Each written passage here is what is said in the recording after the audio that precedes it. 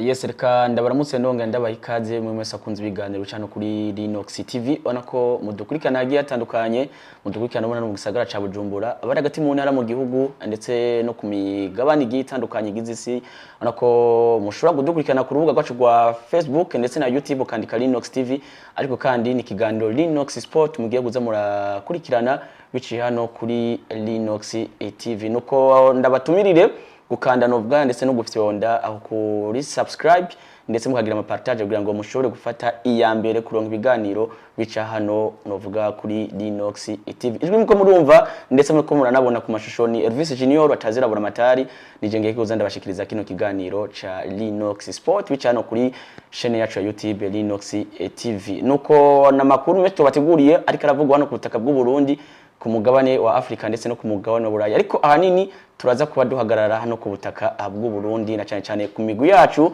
novuga uburyo bari kwaritegura biteguramo ihiganwa rishasha ry'umwaka wa 2025 umwaka wa 2026. Birumvikana ko nihiganwa ikuru ry'igihugu Primus League bagiye ko bagaruka ku yindi ncuro novuga turaza kuba duca ku migwi imwe uburyo kwariteguramo na cyane cyane ku mugwi wa Vitaro Football Club, umwe mu migwi ifise ibikombe vyinshi ndetse mu migwi wanditse amateka no kutaka bw'u Burundi. Ubona ko nabo basimbanye umumenyereza mushasha ndetse n'abakinyi bashasha. Turaza kwa turabira hamwe amazina n'imyiteguro ndetse tuze kurabira hamwe ku mugwa Bumamuru, umwe mu migwi ukunze mu ntara y'Ibitoke. Muri rusangi tuza kwa turabira hamwe integuro y'imigwi mbe n'igiki twabonye, mbe n'igiki tugiye kubona muri sezo igiye kuza na cyane cyane ubona ko na Mercato ikirabandanya ku migwi hani wacu ku butaka bw'u Burundi. Nuko kandi twaza gusimbira ku makuru ariko aravuguna cyane ku mugwi wa Aigle Noir de Fighters ndetse n'umugwi wa Flambeau Centre. Ni imwe mu migwi igera kuri 2 yagiye kutakana ibikombe bikuru bikinigwa hano ku butaka bw'u Burundi. Ndavuga watakanye igikombe gikuru ciganwa n'uwatakanye igikombe citira umukuru w'igihugu, ubona ko bagiye kuduserukira mu nkino za CAF Champions League ndetse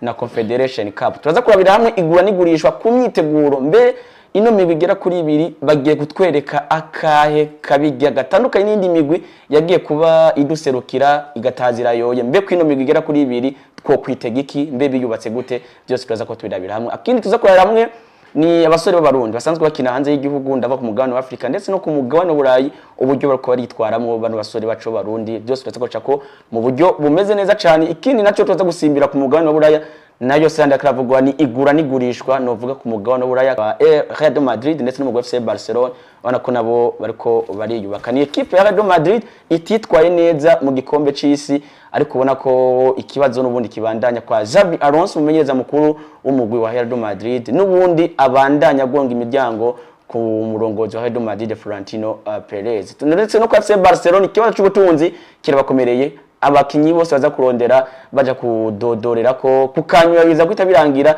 bivanye nuko ikibazo cy'uburyo kwa FC Barcelona atari novuga kitari akemuka. Ibyo byose turaza ko tubirabira hamwe ko namakuru twagiye kuba tubategurira, ariko nkuko bisanzwe sinza kuba ndi jenyene, nza kuba ndi kumwe n'umutumire akaba n'umusesanguzi mugenzi wanje hano, ariko ngo umugabo atari so n'umuvuga mu izina, reka ndaguha ikaze na Kayibo. Urakoze kumikaze ngaha mu bwami bwa Linux TV. Ubona ko ari ahantu heza cyane, ni studio nziza cyane isharije. Ndakuramutsa nanje kwikaze umpaye nongira ndamutsa abakunzi bose badangeshanye kurikirana ibiganiro bica kuri Linux TV, haba ku rubuga rwa Facebook ndetse no kuri YouTube. Ariko imbere yuko babandanye badukurikirana babanze baje ku rubuga rwa YouTube bakande subscribe, share na comment, na cyane cyane ko mu biganiro byari basanzwe biyaca hagiye kuyongera ikindi kiganiro cha Linux Sports. Ejo imeze neza nzi fresh, izina ni Gift Evra Irakoze, nkaba ndi umumenyesha makuru w'inkino. Urakoze kumikaze, nibaza ko tuzakugiranira ibihe byiza. Urugendo rwo kuva muhira gushika hano byari imeze neza. Ubundi bwo bwuriye umuntu agitambukisha amaguru abiri taragura kajya kantu k'amapine ane ucugira amapine 6. Tunawe uri muri babandi batambiye umudiho wa rege. Ariko ikintu bavuga ati ejo ni heza, iryo jambo ejo ni heza nanje ndarifatira ko kuva muhira vraiment umuntu avyuka sizere akoga kitegura aja kwibarabara kugira arabe agura kabisi pito ategera kabisi, bazi ko ibintu by'agitoro nyene imaze imisi, ariko byente nibaza ko bizogenda neza. Buri bwo rero iyo werekeje ahantu uba wagiye ugashika amahoro, n'importe situation waciyemwo ukubera ikose ubushima Imana. Ariko ngo cabudije umukene kwiyahura ngo nukwizera, sinzi ko mugani wewe aho uherereye uko dukurikirana canke wonye n'ubwawe gift ushobora kuba utahura. Monami imyaka dufise ntiharagera ko twihebura. no munsi hariho abantu tuzi babagwiza tunga bakomeye ngo bakubwiye kariyeri yabo usanga twebwe ku myaka bari bafise natwe ne dufise ibi dufise batari babifise dasokare natwe kumbure ejo ni heza niyo mpamvu mvuga ati ejo ni heza bizogenda neza yes, bari Linox TV mutihebura yes komeza kwizera numva ko imbere ari heza yes nukureka dukoroke novuga n'amakuru kwagiye ko tubategurira bwana gift ubona ko turasubiragira kuri babiri tugiye kuba twashikiriza kino kiganiro caca novuga inama ya sport tuza kuba turi kumwe novuga mu bandanye mudukurikirana bimeze neza cyane nuko gift nizere ko twera mu mugwa Vitaro ni equipe novuga ya Vitaro inyuma yuko biye batitwaye neza umwaka weze nivyo bagarukije mu bibanza bitanu vya mbere ariko ihangiro kwari kubandanya bazigamiye igikombe novuga cha Primus League bagiye kwatahukana umwaka wahera ariko na yuko ni equipe yagiye kuba yiyubaka ugiye gutandukanye bazana umumenyereza mushasha bazana bamwe mu bakinyi bashasha two kwitega iki ni novuga nikihe kintu novuga two kwitega kuri equipe ya Vitaro bitandukanye cyo twabonye ku mwaka weze Bo urakoze urumwembaje kubijanye n'umugwi wa Vitaro. Twakuze twumva ko Vitaro ari umugwi ukomeye. Hano akajambo kabiherekeza ngo Vitaro LP4. Ariko football uko imeze hari ico bitwa projet à long terme na projet à court terme. Rero Vitaro twakuze twumva siyo ko turabona no musi. Nivyo saison 2023-2024 Vitaro ni batwaye igikombe tuvyibuke bagifise abakinyi beza bajye ba Fred nyizamu hariyo Vari umumenyereza yari Sao Paris nkuko bisanzwe uno mwaka turangije twari tuzi ko yari yavitarizo shigarukana ya identité yabo ariko so twabibonye uco genda kuraba mbega ko yari Vitaro yari twaye igikombe yari kugaruka ifise ishusho imeze gute abakinyi bayifashije gutwara igikombe sibo twabonye mbega ko yari soye Fred igasohora Vari irambona Fred niwe yabaye umukinyi yigenje neza muri Primus League Vari aba umugardien yigenje umunyegoi pito yigenje neza muri Primus League bose baciye bagenda none ko bagiye Vitaro nzanye umukinyi aza gusubirira Fred calibre y'umukinyi nzanye aza gusubirira Fred ariko koko point d'interrogation mbega ko myizamu Vari irambona ndamugurishije eske hariho uyundi azoza akora ivyo Vari irambona yakoze point d'interrogation nyimba rero abo atabo bivuze ko yahangire y'umugwi nayo ni kuza uzanye bakinyi ariko ntuma eske identité ya club imeze gute nyimba rero club bwana Evisi yatwaye igikombe ariko no mwaka yaciyiza ikirangiza Vitaro hariyo buriya yarangije iri mu kibanza nyimba niheza yarangije iri mu kibanza kigira kane Ivyo muri Big 4 ni bon. Mu nkino 30 Vitaro yacitse inkino 15 inganya inkino 10 ikitakaza inkino 5 n'amanota 55. Nivyo uno musi turagiye muri ndi ere nshasha. Saison 2025-2026. Ariko no muri ivyo twabonye novuga mu mwaka uheze bisa n'ivyo tuko turabona uno musi. Nyimba warangije no bikanza cakane. Muguga tutakaza novuga umumenyereza Sao Paris yari yamaze novuga kumenyera ijya swade ububi bwa Vitaro cyangwa ububi bw'abakinya rafisi yarazi ngena abajera ubwiza bwa Vitaro yarabuze aho bugera naho bugarukira ucumutakaza abasore babiri ndavuga Vitaro bari bafatiye runini ndavuga musore Prince ndetse n'witwa Isa ndavuga Isa Iber Waroje gutakaza nde? Waroje gutakaza Fred ndavuga mwaka weze yagiye he? Babigira Imana Rafani. Babigira Imana Rafani. None kuri Vitaro. Uko warabonye ko watakaje abakinyi beza, umwaka ugaca ukorokera mu kibanza cya kane. Eske kose zigiye kuza ugaca ubandanya utakaza abandi bakinyi. Isa Ibere ngo twabivuze nande na Prince Musore. Ubwo koko iyi sezo izoshigenda gute? Chanza kuri kibazo rero kurambaza yazanye abakinyi bande abakinyi yazanye nibo bafise ubushobozi gusumba aho yasohoye aho rero niho tugarukira tugende tukuraba ushaka nawe ufashe turabe abakinyi yazanye mu bakinyi be yarazanye ariko hagati aho kumumenyereza Paris aho bagifata equipe ya Vitaro yabasezeranije yuko ajyo bashikana mu bibanza bine vya mbere ndibuka urukino rwa nyuma bakina n'umugwa Bruno Sport Dynamique bakina kuri Stade Umuco mu ntara Muyinga igitsindo cya gitsindo kimwe ku busa nibuka wagitsinze ni Bukuru Pascal yasohotse kwa Vitaro yerekeza mu mugwi wa Flambeau Centre umwaka ugira kabiri arababwira ati igikombe naco ndabona yuko turi ku rwego kuja kugwana bwa dushobore gutahukana igikombe cuno mwaka igikombe yarakibahaye akibahereza ari equipe novuga yakuze urukurikirane rw'inkino zitari nke equipe ya Vitaro itazi gutakaza icarico inyuma yaho baza gusohora abakinyi bagiye batandukanye wavuze Meilleur joueur novuga Fred baza gusohora Meilleur gardien Vari Irambona basohora Bigirimana Alpha abo bose n'abakinyi bagera kuri batatu bagaragaye mu rutonde rw'abakinyi 11 baranze sezo abo bose bagiye gusohoka muri equipe ya Vitaro berekeza mu cicaro ca mbere mu gihugu cy'u Rwanda aho bagiye mu mugwi wa Marine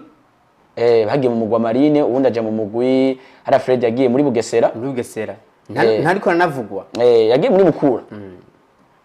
Fred nawe ko yagiye muri Mukura Victor mu gihugu cy'u Rwanda naona ko nabo batariko baravugwa ubwo ukuno mwaka kuza gusohora umumenyereza onovuga umutacticien nk'uno mumenyereza Sao Paris kuza kurekura novuga bano bakinyi babituma ko mu giseruka yagirwa intama mu rugamba ndavuga witwa Prince Michel Musore ubona ko ari mu bakinyi bakoreshwa cyane ku ruhande rw'inyuma ndavuga mu giseruka yagirwa intama mu rugamba kuza gusohora uno musore azwi ku izina rya Issa Ibe ubwo kumumenyereza mushasha ndavuga Gustave niyo nkuru wagiye kubamenyereza ino equipe ya Vitaro aho yaravuye mu Rwabuma muri naho bitagenze neza igikombe gimuce mu myanya y'intoke novuga ku kanyuma ubwo kuri Gustave nawe nitubona yuko ashobora kuza gutanga vyiza narijya nawe ari umumenyereza afise experience ari mu cyo cyambere Primus League byose birashoboka gutanga vyiza birashoboka uvuze harakano udugiye ko ngo Gustave niyo nkuru ni umumenyereza myiza muri Primus League nanje sinoje nyuma yawe Gustave niyo nkuru uravye CV yiwe irashajije ego nivyavuye kwa Bumamuru bitagenze neza ariko kutagenda neza kwa Gustave buriyo winjiye neza ukaraba umusaruro yatanze ntabwo ucubishira ku novuga ku mumenyereza Gustave ucura mbega amenyereza abo bagiye biraca kwa Bumamuru byagenze gute mbega ikibanza Bumamuru irangije ifise n'abakinya ari ifise ubwo kuko cyari kibi cyo kwirukana Gustave rero Vitaro no muzazanye umumenyereza mushasha ndavuga Gustave kubwi wanje ndavuga kari kunguko ni wini kuri Vitaro kandi ndavuga ko yazanye abakinyi batari baki uko nyuma Gustave yaje kwa Vitaro hari abakinyi benshi yajezanye Lieve irakoze amukuye kwa Bumamuru umwe mu bakinyi bacenga cyane kwa nimero 11 ndetse no kurandi rwa nimero 7 hose ubona ko umukinyi ashobora kwakina acenga cyane kwa Bumamuru yakoze vyiza twamye tuyaga umunsi batangura imyimenyerezo arambwira ko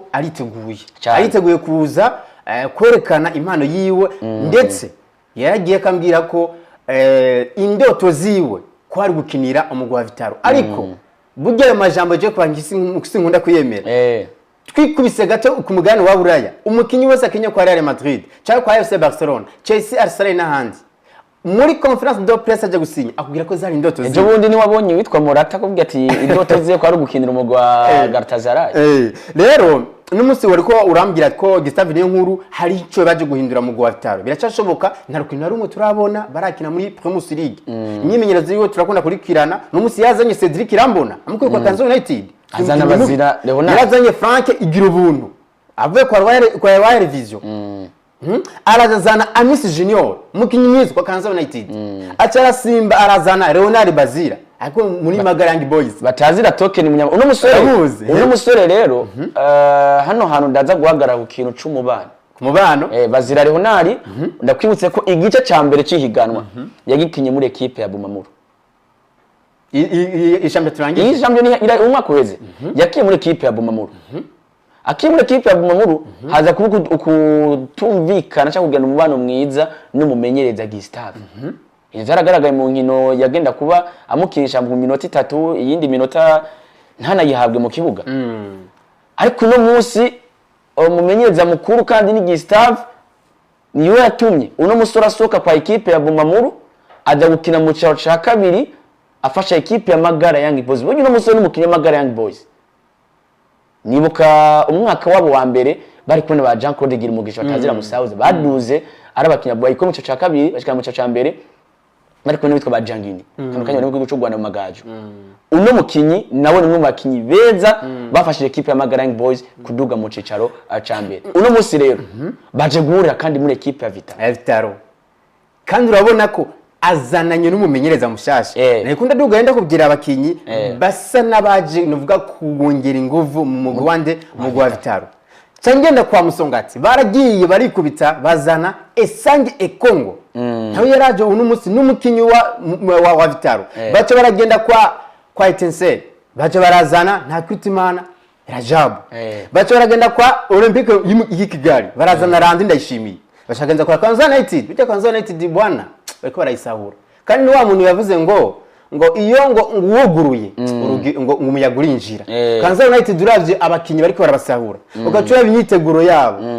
atanswa Kanza United baciyaza arazana Elvis Rukundo yamuguye hehe kwa Musongati akiraza Bishaza Idris Olympic Star ariko ni Elvis Rukundo nawe atakinye igice cya kabiri cigana muri equipe ya Musongati kuko nawe numwe mu bakinyi bashizwe inyuma n'uwitwa Omar Nakagero tuvuge rero ko umukinyi aje kwa Vitaro kumva yo kubura umwanya kwa Musongati yego icambere kubura umwanya nibisubira ko utabura umukinyi mwiza ahubwo washobora kuba utari muri plan z'umumenyereza ni Elvis mu minota zose yinjiye mu kibuga yatanze vyiza eske no musi kuzana umukinyi amaze kiringo c'amezi agera kuri 6-8 atari karakina araza kuguha iki muri equipe ya Vitaro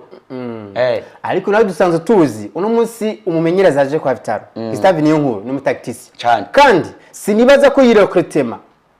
atari we yuba yarayikoze cyangwa se atayifisemo ibice birenga 60 kwijana kuko arashobora kuvuga je abakinyi sinyoshobora kubakoresha nta musaruro bongo kuko ugiye mu gwa Vitaro maruwa ko wobugiye nko mu gwa Real Madrid ku FC Barcelona ati gutse ndabigereranya hariho imigwi ugiyemwo kugira ubaka izina cyangwa se kugira wuzane ibintu vyiza ari ngombwa ubasezerana icyo uzokora uko nushobora kuza ku mugwi wa Vitaro uzi ko utazoba igikombe uzi ko utazogira iki utazoje base muri Big Four rero radyo no munsi bakinyi Vitaro yazanye ukubona ko yazanye ababishaza Idris akazana Nyandwi Saint Augustin ave kwa Jeune Athletique n'abakinyi bona bamwe barasanzwe bamenye rigano n'abandi bo gusanga bagitegurwa mu mugwi wa Vitaro ndetse no muri Primus League ndetse n'indira rero turabe n'umugwi wa Vitaro ariko twabonye impinduka zitandukanye peut-être kumumenyereza yaho Rasawa Paris yagiye nibishasha kuva kumumenyereza ndetse no mu bakinyi muri rusange ku ruhande rwa dusanga ba closing kuri equipe ya Vitaro nyuma kuzana umumenyereza mushasha ndetse nano mazina agiye kwa yinjiramwo urabona ko abakunzi ba Vitaro bo kwizera iki mbere na tushobora kuyibona iza gutakana igikombe cyane equipe ya Vitaro n'ubundi tubona ijya kugwanira ibanza bine vya mbere bo jewe kuganje ngirageje kuraba biragoye iyo uzanye umumenyereza mushasha mu mugwi n'abakinyi do prince bagaca baba bashasha ni kuvuga abari inyubako rero ico jewe nkunda gusa n'abakebura ndavuga abarongozi bibi muri football ni patience biragoye ko uno munsi Vitaro twoca twizeza ko ije gutwara igikombe nubwo bari kumwe novuga n'umumenyereza bize ariko eske abakinyi bari bamenyereza Vitaro bamwe bari bamenyereza Vitaro ariko ni groupe izoba novuga bamwe bazogujya nyine bakina muri Vitaro abandi bari bahasanzwe ariko n'abari bahasanzwe ni bari bamenyereye systeme yande ya Gustave rero nicyo gituma Vitaro ahubwo twoyiraba mu ntunganyo mu nkino zitatu za mbere et puis bagategura bwati mu myaka 2 turashaka igikombe yes nuko tuva kuri equipe ya Vitaro Football Club nako nabo bamaze kubatangura imyimenyerezo ku rundi ruhande ni equipe novuga isanzwe ikunze cyane novuga mu ntara ya Cibitoke equipe ya Bumamuru nabona ko inyuma nawe gutandukana no mumenyereza Gustave nyene hagiye kwa yinjira izina ry'umumenyereza Jostre Bipfubusa kano kanya nabo ko bamaze kubatangura imyimenyerezo kuri stade runani mu ntara ya Cibitoke kano kanya tuvugana muri equipe ya Bumamuru ubu nyine tuko tuvugana bari mu myimenyerezo igira gatatu abakinyazi kuzana nkanja uno musore azikuzana rya Abdueve yahora kinira kwa Musongati mukinyi mwiza kina ku nimero 2 nawe yamaze kuba sinye amasezerano yo gukinira uno mugwi wa Bumamuru kiringo c'imyaka gera kuri 2 Bumamuru Mona Mervis ni mugwi mwiza pe Hawodia iramaze no twara Primus League ndetse ni ikombe citi mukuru w'igihugu voilà mico genje ntawo bidiya ko tuvuze Bumamuru ko ari umugwi mwiza tuba tubesha ariko turaba mbega Bumamuru ko muri football ari ibintu bitatu haro gutsinda haro gutsindwa haro no kunganya kandi iyo ushoye ibintu cyangwa se uri ushize projet yawe squat iraba hayisi cyangwa ntibe hayisi mbega yo Bumamuru ibintu byabo bitameze neza bitwara gute ubwo kuko barafite ya patience navuga ko muri football ari izi bwa mbere yego nivyo no munsi turabona ko bariko barakora imyimenyerezo yo gutegura umwaka w'inkino 2025 2026 buca utangura razi ko uzotangura iteka 15 ariko curaba mbega ko Bumamuru ariko yitegura ariko tukaba tubona ko hari abakinyi beza byo souligne bien beza ariko bavuyemo eske koko barabasubirije ubwo no muzi je biragoye kumbwira Papi Yabuka nivyo mukinyi bwana Elvis agira point fort na point faible kana muntu yikwiza ego nta defo abuze mugabo Papi Yabuka ngaha muri Primus League ari mu bagariji batatu beza muri ndavuga mu kibuga beza ikintu maze kubona kuri Papi Yabuka ni 11 n'umunyegori mwiza yari mu igori ikindi asumbije abandi gituma aja muri batatu ba mbere ni umwe mu banyegori azi gukinisha amaguru voilà ikunda duga rero ngerageze no gukoresha umwanya no munsi nyimba washobe kwikura Papi Yabuka umugwa wa Bumamuru eske ufite muri football bavuga ati konsoye Elvis nyigijende konsoye Gift nyigijende ariko ndakwibutse ko hasigaye Tony Hazard ni hari ndabizi ni nawe yasamye inkino nyinshi niwe yasamye inkino nyinshi ariko agira na clean sheet nyinshi ko Bumamuru yari yarangije ari mu kibanza cya gatatu sivyo n'amanota 58 ni ari kure cyane niba ari bwageye ko babigayigwa umumenyereze Gustave niyo nkuru ni hari bwagere ko yirikwa no mugwa Bumamuru bivuze iki ego isezo barije kwitangura Enoke Sawa Mukama ntarimwo yagiye Papi Yabuka ntarimwo Japhet Leya ntarimwo Arteta ntarimwo sivyo abo sina bagende ko nakubwira batarimo none ubwo koko Bumamuru yasubirije abakinyi ko byase ko batwara igikombe bagaca batwagwa n'agashavu bafise abakinyi n'umumenyereza umumenyereza mushasha azobaje n'abakinyi bishasha tubona bari ko baritegurira iyi sezo tukaba tubona bwana Elvis ari yindi miguti icaye kandi yasumye neza ubwo se Bumamuru umwaka uzorangiza iri muri Big 4 ariko point interrogation kadakwereka abakinyi bamwe bamaze gushika muri equipe ya Bumamuru witwa Abdou Hervé Mohamed kuva kwa Musongati nawe bamaze kwashika muri equipe ya Bumamuru ugashira ko uno musore novuga aciye mu rugwa Kayanza United ze kwizina rya Alfred Soare uramutse numva kinyi beza cyane akaba n'umusatirizi ugonga ko n'umusazi kwizina rya Alain Batu yavuye kwa Olympique Star mu defenseur mwiza nawe ari kwa Bumamuru ongera ko rino zina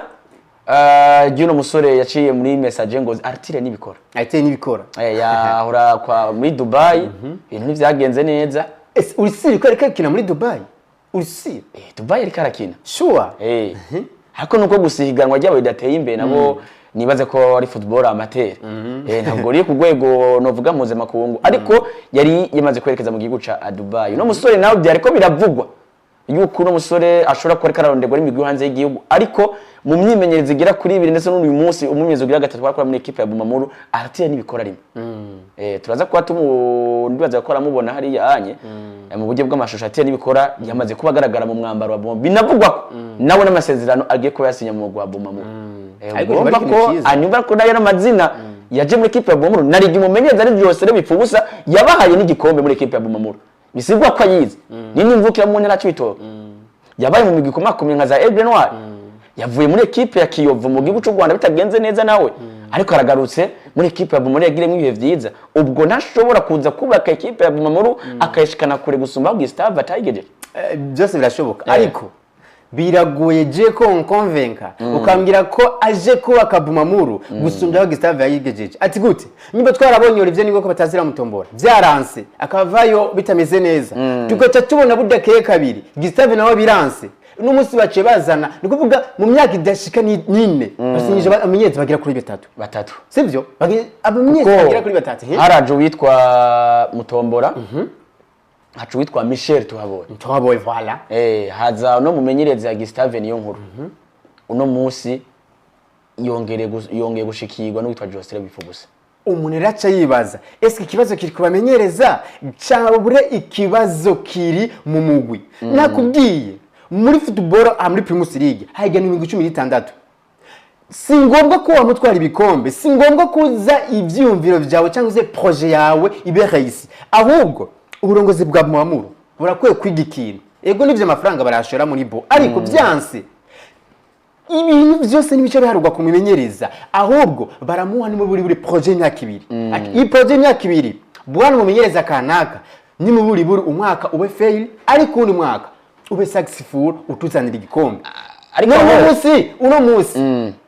ni ubazanye nibaca vyanga none baducamyirukana oya ariko aho azuba twinje mu kintu c'amasezerano mbe amasezerano avuga gute uno munsi kugira umakazi fisi ivyo ndagusaba nawe ufise ivyo usaba mukumba mu gihe wampaye ibyo je nkeneye no musi muri equipe ya Bomoro bashobora kuvuga ati okay kusohora amahera ntabwo ari kibazo reka tugwereza ayo mafaranga uzara abakinyi wifuza ariko nagwe tuzoraba kuri Azirta uno musi ushobora kuba wavuze ati jewe ni Joseph Ifubusa nkeneye umanukanira novuga Artir umukuyera za Dubai uzanira abandi bako mu gicu Rwanda uzanira ba Murangira Ramirez avuye kwa Flambeau du Centre ubanzanire bose irevure barazinze ariko jewe nanje mu gihe ntazoguha igikombe cyangwa mu gihe ntazoguha ibibanza bitatu vya mbere nzosohoka nta atakibazo ivyo byose cyo bivuga amasezerano ahubwo ikintu kimwe mbona gift burya ari ikintu nkunze kuba mvuga umupira w'amaguru utandukanye n'ikinogo ciwese ikinogo ciwese mu kucimba bahera hejuru bamanuka ariko umupira w'amaguru duhera hasi tuduka waje kuraba n'abarongozi b'imigwi baratandukanye harabaza gutwara imigwi kumbure bafise poste kanaka muri leta bati novuga cyo no kwita visibilité politique babambone no munsi ndinaka reka fate equipe mu ntoki ariko gasanga by'umupira w'amaguru nabitahura hakaba n'uwundi atahura iby'umupira w'amaguru ashobora kuba afise ubwo buryo buke ariko uburyo equipe yiwe byo organize akavuga ati je naza kuba n'organize equipe neza hanyuma shire ko ihangiro mbwe n'umumenyereza ati yamara je ndashaka ko twubaka equipe atari equipe iza kurungurukiye ganwa ni equipe no munsi uza kurondera ibanza bine vya mbere undi mwaka twiruke ku gikombe tubanze twubake je byose ni ibintu byo gusanga muri equipe no munsi equipe yashobora gusohora umukinnyi ndabwo nkakara kuri equipe ya Vitalo tugaruka inyuma kuri equipe ya Vitalo yasohoye Fred est-ce que Fred yadandajwe na Vitalo yagiye kuri amasezerano aheze vari rambona izo zose ni projet za equipe nigaruka kuri ya bindi nyene tuza gutwara imigwi bamwe muri twe tudatahura ivy'umupira w'amaguru n'intunganyo rero no munsi kuri equipe ya Bomoro nimba bazara umumenyereza umwaka umwe agasohoka bisigura ko hari ivyo bamuhaye nawe atubahirije ibyo bamuhaye ako kuri equipe ya Bomoro turibuka ingene zabaye ku meza Gustave niyo nkuru ajyana na staff yiwe aravuga ati abasenda bakeneye ni bahagarikwe hanyuma bandanye equipe ariko bamwe mu bafana ba equipe ya Bomoro ntibamworoheye biza gutuma umumenyereza Gustave avuga ati yamara reka maze umwaka ngende sindiko ndanka ko uburongozi hari byo basezerana no mumenyereza ariko mbega igihe vyanse uburongozi ahantu mumenyereza bavyifatwa mu gute none munsi kuko Real Madrid bagize saison branche example ubwo koko ibintu byose cyo bita kumenyereza habe namba ahubwo curaba okay Jervis ndi boss umugukanaka umumenyereza wanje ngerageje kuraba inkino bakinye nkaca ndangiza ndi mu kibanza cya gatatu ego nivyo amafaranga yanje sinagaruje ariko reka ndamuha chance imwe kuko Joseph Siresete uyu mugabo Gustave bamuha uwundi mwaka umwe na experience nabonanye uyu mugabo agaca gumenya igaswade sivyo bone vise igaswade agaca ngiramwe omwe kerekezerema iboma muri umwaka w'ibijyana yo bijyana gusumba uko boyisambura bakongera kubaka bishasha no kuvuga ubu basuye kubaka bishasha uzo gusanga rero n'umwaka tugiye gutangura bizoca bisubira kubigorane hacaguma twatujama kwa Bomamuru usanga tutameze neza kwa Bomamuru ahubwo barakwiye kwiga nyine buribura umunyeza akamwa contrat ya projet imyaka 3 bikace bigenda neza yes nuko kuri equipe ya Bomoro kamakuru ariko aravugwa kuno mugwe mu ntara ya Cibitoki na yo ariko kurundi Rwanda ni equipe novuga isanzwe yegukira igipolisi cy'u Burundi avuga equipe ya Rukinzo Football Club nawe imyimenyerezo bakora ibandanya tubona ko n'amazina mashasha agiye kwa yinjira mu no mugwi wa Rukinzo ariko nkuko bisanzwe nuno mumenyereza yamazana gasha no mumenyereza navuga Mibura Abubakari nawe yongeje amasezerano y'umwaka umwe equipe imazemo imyaka igera kuri 6 arikaja kumwa kugira indwi nawe mumenyereza yabaha ibigiye bitandukanye yabaha igikombe citira umukuru w'igihugu arasohoka mu nkino za Confederation Cup aginda kuba yitwara neza nubwo bitari neza cyane ariko no mumenyereza bitwaye neza ariko kandi yamazana ishusho shasha uyu mwaka yazanye abana bato cyane muri equipe ya Rukinzo numwe bamenyereza afise akajisho ko kubona imana yikure mu makinyakaza kamwubaka kamugira mwiza ubwo kuri equipe ya Rukinzo bamaze imyaka igera kuri 2 ikurikiranya tubona top scorer umukinyatsi n'ibisindo byinshi ava muri equipe ya Rukinzo ubwo kubuhinga n'ubunaribonye n'umumenyereza Mibura Abubakari afise nawe twitege ko agiye guduha vyiza twitege ko twiye kubona uyu ni top scorer kumwe kugira gatatu ava muri equipe ya Rukinzo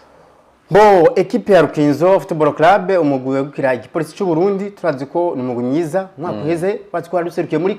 Coupe de la Confédération Confederation Cup utsinze ndibuka ko warutsinze umugwi wa Flambeau du Centre D1 mbani henze rero no munsi umugwi wa Rukinzo nkuko nagumye ndakubwira je ndakurikirana cyane kumusirige ndetse n'imimenyerezo nawe ndabizi ko heshtora twahurira cyane umugwi wa Rukinzo rero imeze gute umugwi wa Rukinzo navuga ko uko navuze ko hari abakinyi beza ngaha mu Burundi dufise cyose n'abamenyereza beza unzaniye jewe nome les 5 entraîneurs ici au Burundi muri Primus League sinobavuga ntakushize mu izina rya Abubakar Miburo nkaca najutaka ikindi ni umumenyereza azi kudetagita les talents ku munsi w'ejo twari kumwe ndamubaza entraînement iheze burya twe tubonye hameze nk'imisi nk'itatu batangura imyimenyerezo ariko imyimenyerezo nyezina yiwe yatanguye ku munsi w'ejo kubera ikindi gihe coco yari hahaye niyo hanyobwa ntuze responsibility bakinyi bose bifuza go prepara burya bajya benshi bariko bara prepara ariko ubu abakinyi bagira kuri 26 yaramaze kuba butora rero mwa 26 bwana igitangaje benshi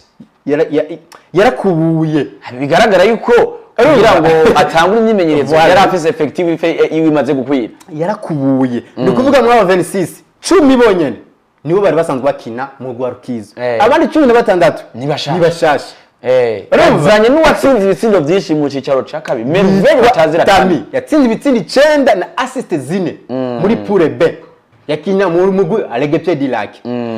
aca yongera asimbira kwa Ngozi City azana umuhungu witwa Jean-Claude Fisto acarazana umuhungu witwa Hakizimana Habib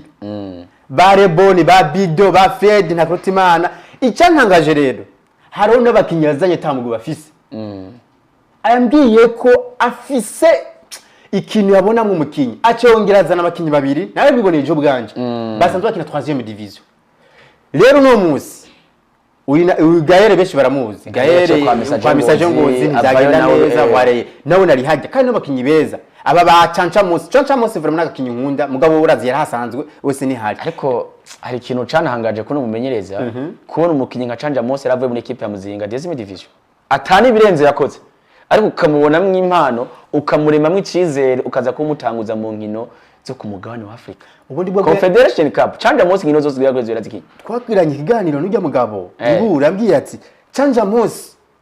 ahubwo nivo yiwe yaragabanutse ndavye umupira nkuko warugeje kwivuga yankiniye turi muri Coupe de la Confederation baca ndaba n'umupira akini ariko arankinira ubu yarahindutse ahubwo yagiye aduha n'ubutumwa twebwe abamenyesha makuru kubera je turayaga n'abakinyi hamwe ati no mes chers amis reka kwibona ko wabaye ntuze big deal ngo wabanze kugera kure uti rero inkino za Confederation Cup zabagize aba star batunye bibona ubudahangarwa wenyene muganda twagiraniye harabakinyi ntashobora kuvugira ngaha kuri televiziyo yanyibwiriye ko babonye ko nivuye yaduze oro no bari bagitangura rero aramazina naciye negera cyo bwanje nabwiye ati mes chers amis umumenyereza wabugira kuraba ariko ntagushima bivanye na nivo yawe rero mu tunyarutso mu Rwarukinzo watanga imyimenyerezo ngaha kuri CTN ariko ubona ko ni mu Rwarukinzo nkuko nakubwiye ikintu cyo maze kubona izi miliyoni bongereje umuguzi wose rukira igihugu zatumye n'imigwe muri Primus League ishiramitagashi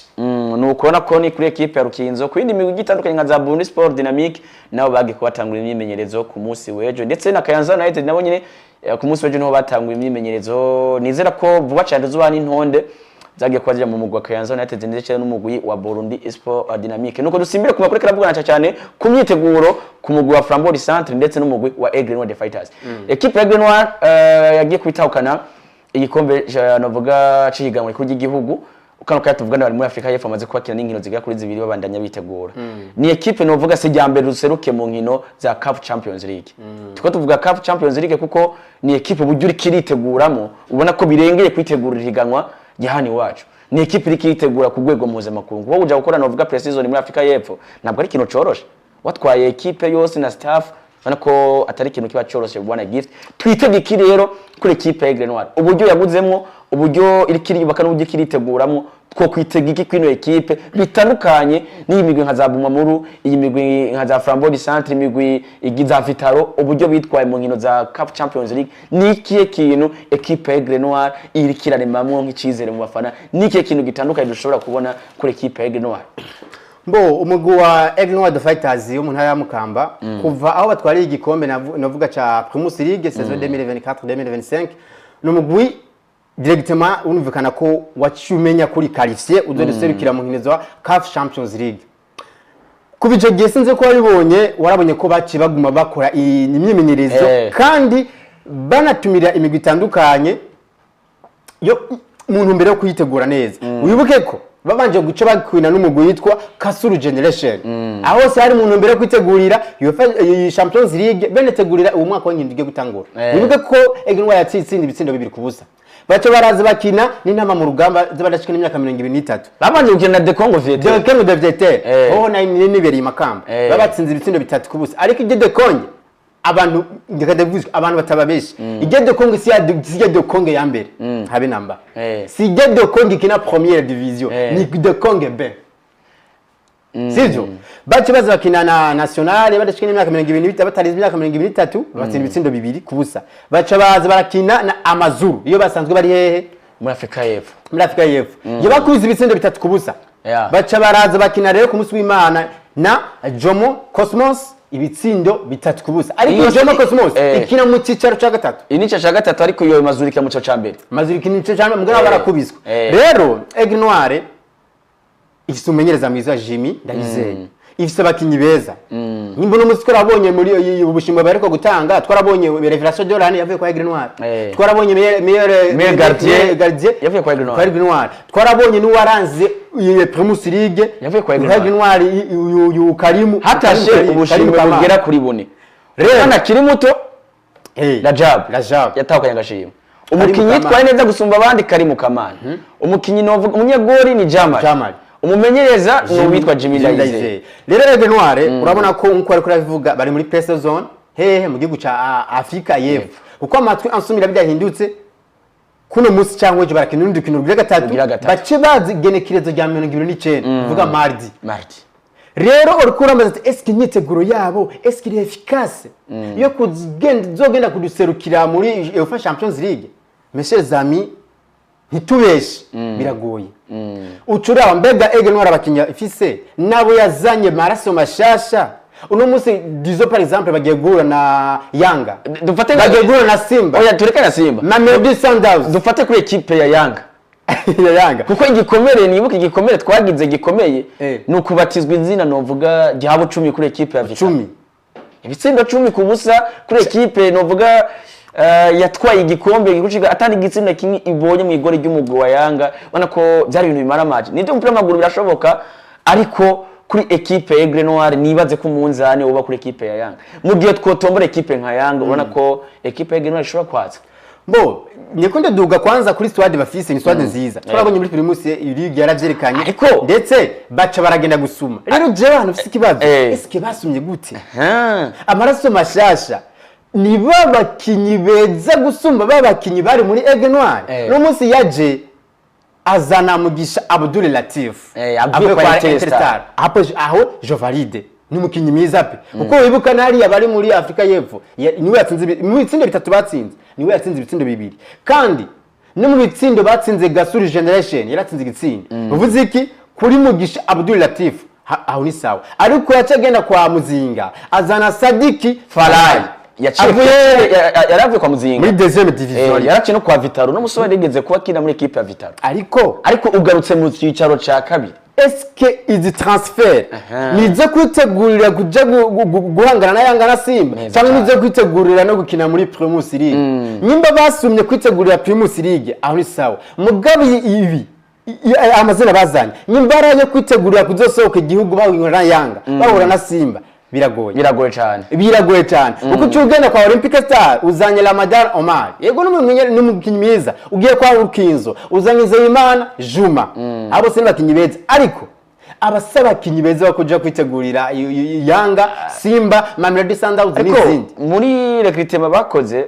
narashoboye kuba nshima ino transfer no musazi kuzina rya Juma Muzanda igituma iyi transfer tukeze kuyishima Rukinzo n'umugumeze gute numugwi duserukiye hanze y'igihugu numugwi hano muri Primus League urafise ijambo nibuka urukino rwabo rwa mbere bakina umugwi wa CDFC wo muri Somalia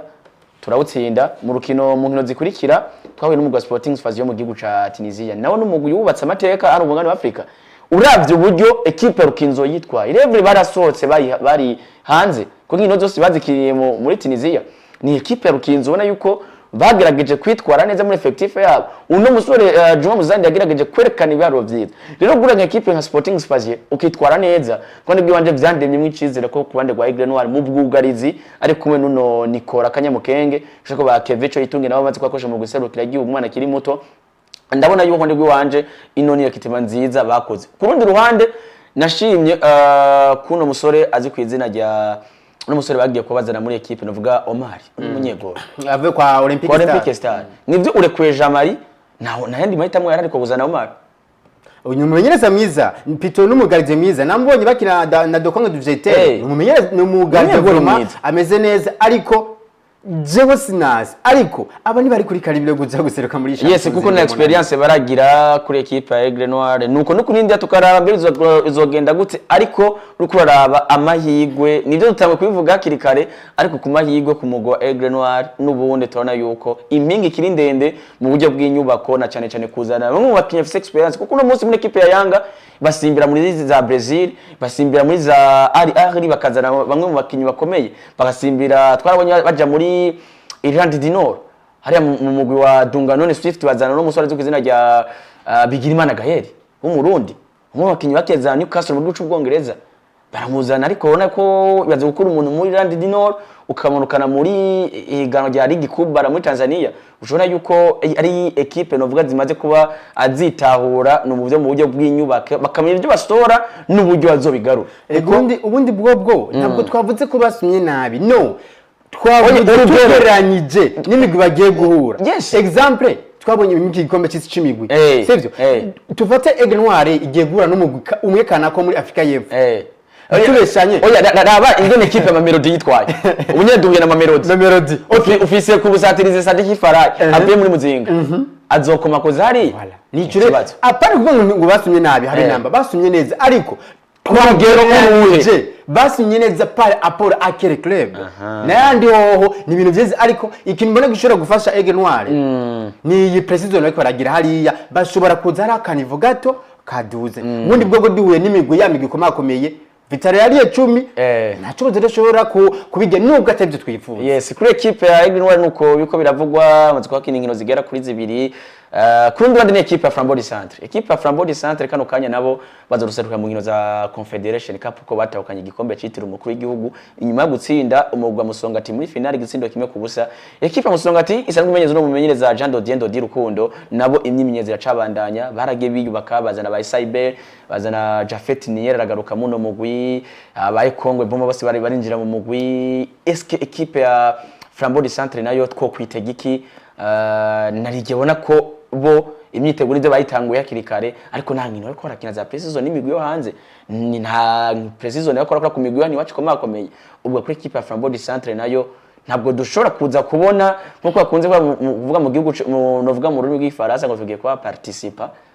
muri zina higanwa za Confederation Cup ubwo so uja kurunguruka tugakara tukitegurira inkino zani wacu bo tweko tuvuga kuri Aigle Noir no musidisimbiye rero kundi ruhande rwa Flambeau du Centre naho n'umugwi myiza wakivuze neza n'umugwi deri sugirikira muri Coupe de la Confederation ko ratsinze umugwi wa Musongati gitsino kimwe kubusa nubwo babona ko bose mu kibuga basana banganya ujwe na kuraba mbega Flambeau du Centre nubwo ari izo reserukira muri Coupe de la Confederation championnat mu 16 yitwaye gute twarangije mu kibanza cya gatanu sivyo si kibanza kibi cyane si ni kibanza cize cyane twoca dutera amashugwe ngo igiye guserukira neza kuko bakinyi kuba Flambeau du Centre turabazi umumenyereza nivyo arafise novuga iyo experience ucuraba nkuko tego turakivuga kwa Aigle Noir eske ahantu isoko bagiye ko ni bon bunsi bagiye bazana Roy Amis yavuye mu Royal Vision Roy Amis ni mwiza kiri muto mugabo nimba tugiye kuzomushira mu rutonde ubwo bakinyi bazokina hazi igihugu muri Coupe de la Confederation biragoye barazanye Isaiber uyo we arafise experience aho ya nta byo tumuvugako barazana Jodanse mbaza umutima avuye kwa Interstar uwo bose n'abakinyi beza ariko nko nakivuze kwa Aigle Noir aba n'abakinyi beza bo kubaka muri Primus League rero nyuma tugiye guseruka igihugu nuko hano wacu arano turashika byo baye ngombwa ko bikubitiye abandi bikubita bakazana abakinyi beza ariko curaba mbega source de revenu iva hehe ubwo buryo ubwo koko imigwi yacu irayifise cyo turaba rero tukiyagaza aho dushitsa kuko bwana Elvis ntitubeshanye natwe ntitubizeze ibintu bitazereka n'abadukurikirana ndavuga abakunzi ba Linux TV nicyo tuze ngaha dusige amashugwe imigwi yacu cyangwa ngo gisuzugure no basuma serona n'uburyo rero mugano ubwo buryo ucuraba mbega uno musikundi boss wa Flambeau Centre akahise narakabonye ko imigwi yagira seruka muri Champions League cyangwa muri Confederation Cup bitwaye gute ubwo sinugena muri yanga nkaraba bagiye bakinyi badakina nk'abazana mugabo eska mahera yangi hemba Flambeau Centre capable Aigle Noir capable ariko ndakwibutse ko equipe ya Bumamuru nabo barasimbe muri Tanzania bazana umukinyi muri Coastal Union statistiques zitazigeze tubona yahonyoye mu kibuga amengo yinjiranye matimba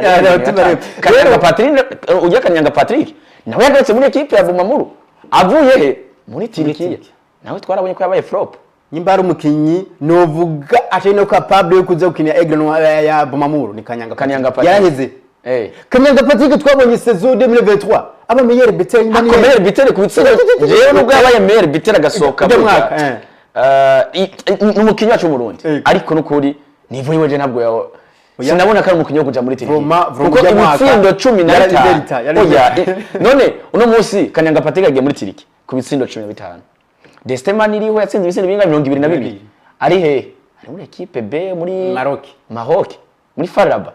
shirako uno musore azwi izina rya Ndarusanje Jean Claude Batazi arambaramba nawe yagira kabiri inyuma ya Deste ibitsindo 21 uno munsi ari he ari guca kanoti za Dubai biragoye ariko rero ico novuga ko yimugwi ndavuga Flambeau Centre na Aigle Noir peut-être tunakonkiwa nitwo kwizeza abantu bwana Elvis ko bagiye gukora ibintu byiza ariko bivanye n'intunganye bivanye na nico rojana mu mutwe bashobora gukora ibintu byiza muga tugiye turaraba iyindi migwi iri kiritegura ndavuga zo muri Tanzania zo muri Kenya zo muri Uganda ingene basuma nitwo guhesha abantu ngo Flambeau Centre Aigle Noir igiye kutuzanira igikombe tubonye abakinyi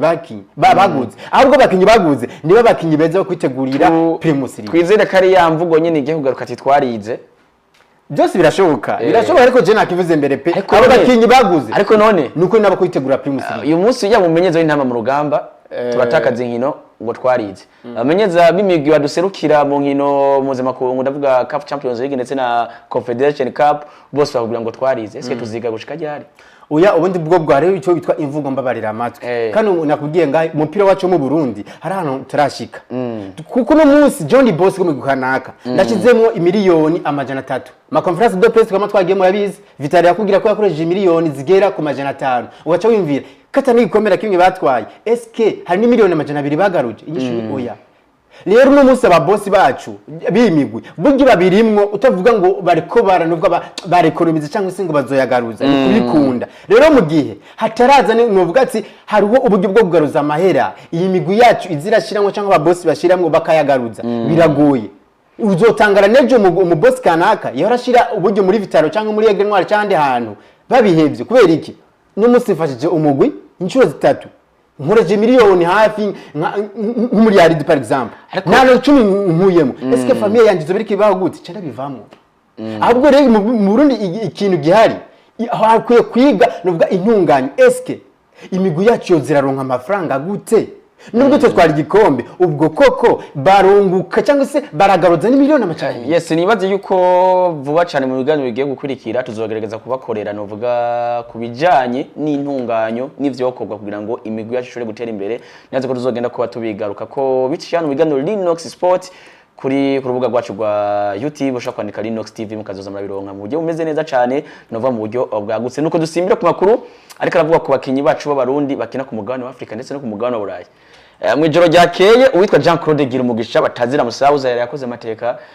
mugwi wa Al Hilal Omdurman aho barakora kina urukino novuga cyo kwita final abawe n'umugwi wa Al Merrikh mu gihugu ca Sudani ubona yuko bagiye kubutsinda ibitsindo 4 ku busa umusore mu Burundi Jean Claude Girumugisha ace mu mugwi nkamagara Young Boys aca mu mugwi wa Vitalo Football Club yerekeza mu mugwi wa Al Hilal Omdurman yari atanze umupira umwe wavuyemo igitsindo mu bitsindo 4 binjije ubona yuko no musore abandanya akora amateka cyane bigatuma binabaha n'uburyo novuga n'uburenganzira bwo guzokina inkino za CAF Champions League.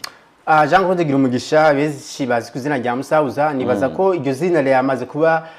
rimenyerwa no mu Burundi ndetse no hanze y'igihugu, ndavuga cyane cyane muri Afrika. Rero no munsi Al Hilal imba yabo ironse qualification yo kuze gutabira CAF Champions League inyuma yo gutsinda umugwi wa Al Merrikh. Nibaza ko iciza cyo gushima cyangwa cyo kuvugwa cyane nico umukinyi wacu Jean-Claude Girumugisha turamuzi ava mu mugwi wa Magarange Boys, turamuzi aduga mu mugwi wa Vitaro, nubwo yamaze umwanya muto. Ugatugenda kuraba uno munsi Jean-Claude Girumugisha nyimbe umugwi wa Al Hilal wemeye kumusinyisha ni masezerano y'imyaka 2 no mu gihe ari yarafise atari bwahere, bivuze iki barabonye ko umukinyi umwana umwanya ashobora gubaca mu mwanya w'intoki. Rero Jean-Claude Girumugisha ku myaka yiwe mike afise ugacura bingene yaduze yevuriwa gushika ari munsi muri Al Hilal, nakivuze kenshi aho nagenda cha hensi uno munsi Al Hilal avec Jean-Claude Girumugisha hari ikintu cishi Jean-Claude Girumugisha ariko arafasha umugwi Al Hilal. Ego nivyo na club kiramufasha, ariko Jean-Claude Girumugisha ni migwi mike nga ku mugani wa Afrika atoyo kujiramo ntaro umwanya wo gukina. Ahubwo Jean-Claude Girumugisha ubu karose n'itike yo kuzokina Champions League ntaco bizo myaka 2 iri imbere tutamubona mu yindi migwi ikangaye za mu Bwongereza kuko muri Spain. Ndakwibutse yuko kumva z'umutekano mu gihugu ca Sudani y'Epfo ari ya Sudani ya ruguru Sudani y'Epfo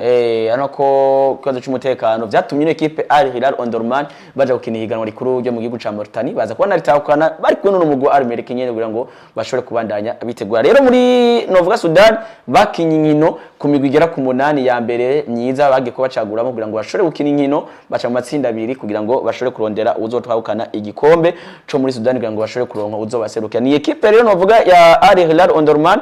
yatsinze ibisindo 4 ku buso mugwi onovuga wa Al Merrikh, mu gihe uno musozi gw'izina rya Jean-Claude Girumugisha atazira musaza yatanze umupira uvamo umwe wavuyemo igitsindo abandanya ko ari ko makinye ko afasha cyane no equipe. Ikibazo naciye ngira ni kimwe,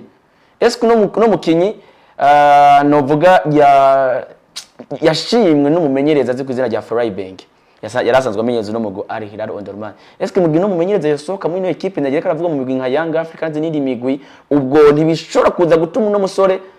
urugero rwe rusubira inyuma narijya uno mumenyereza Freiburg ari wagiye kuba abona ubwa mbere uno musore ndavuga Jean-Claude Girumugisha atazira musaza mu nkino zatanze imyaka 20 inyuka mu mukino wa equipe nationale na Sudan kwatanze imyaka 20 aza kumuganiriza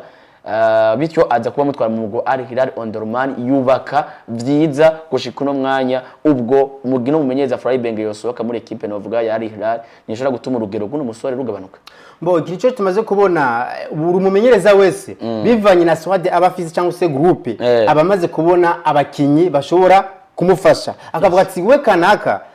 iyo umugwi wanje utameze neza niwo uza kuza ukadebloka situation. Nje twabonye kuri mugwi wacu Jean-Claude Girumugisha ariko n'umumenyereza wiwe. Rero biko biravuga ko umumenyereza wiwe ashobora kwerekeza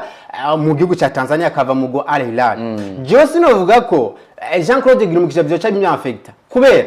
swade ni yayindi ahubwo umumenyereza aje niwe azogira ikibazo cyo kubakoresha.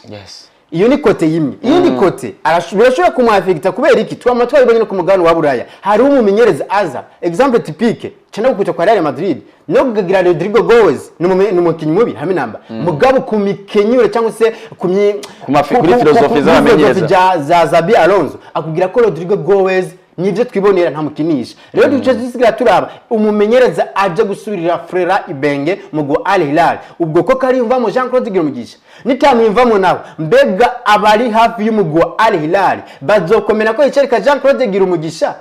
nje kibazo gicaki. Ariko ndakwibutse ko mu rukino baraye bakinye ni Jean-Claude Girumugisha yasohotse iminota 90 irangiye bongeje iminota igera kuri 3